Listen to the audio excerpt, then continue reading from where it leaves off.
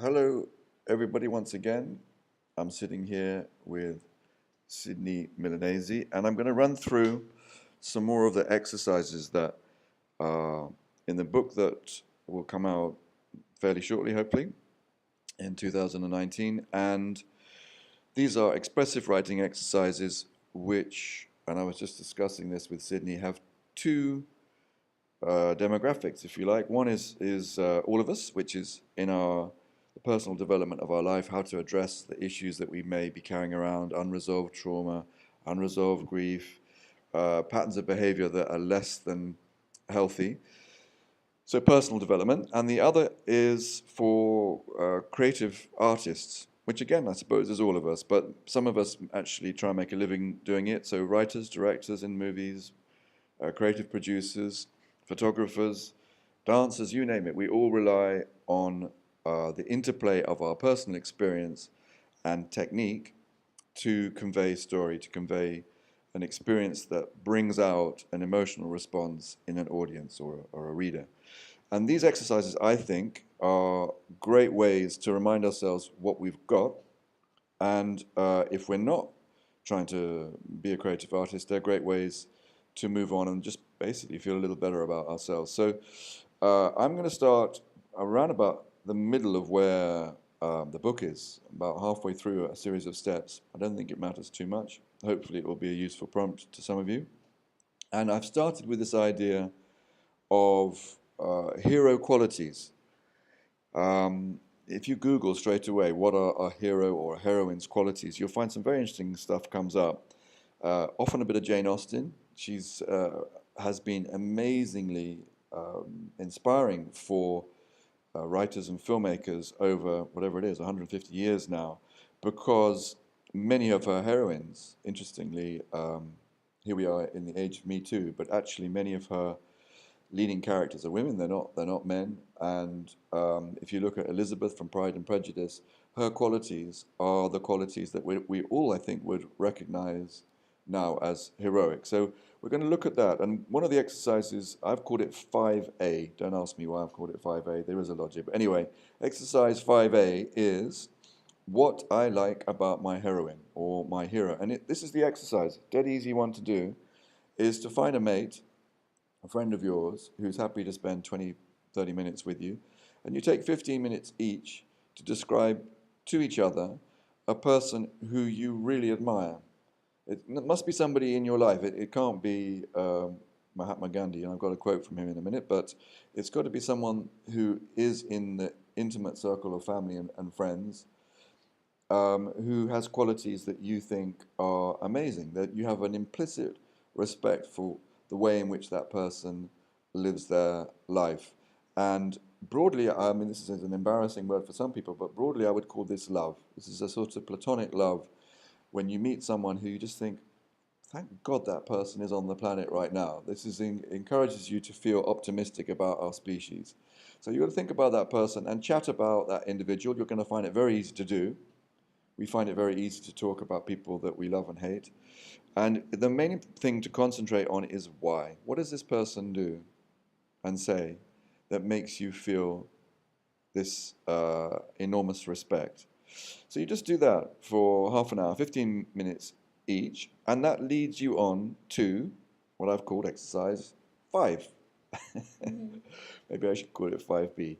And this is acting the superhero. So this is a writing exercise, and if you've come to these podcasts for the first time, you need to check out another one or our website, stephen-may.com, Stephen spelled Stephen, and you'll find the rules there, expressive writing rules about how to do this. 15 minutes minimum writing.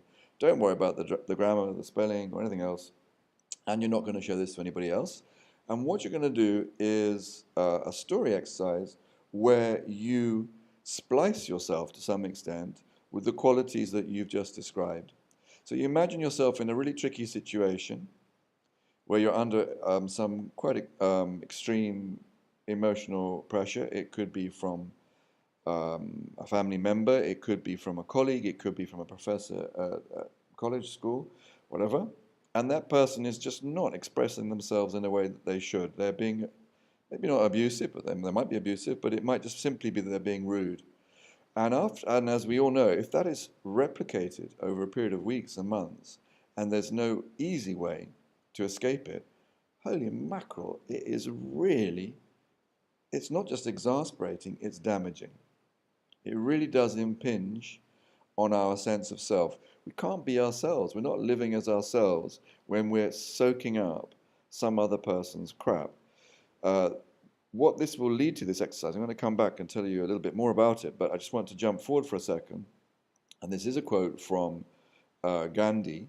The quote is this: "Silence becomes cowardice when occasion demands speaking out the whole truth and acting accordingly." I'll say that one more time. This is Mahatma Gandhi.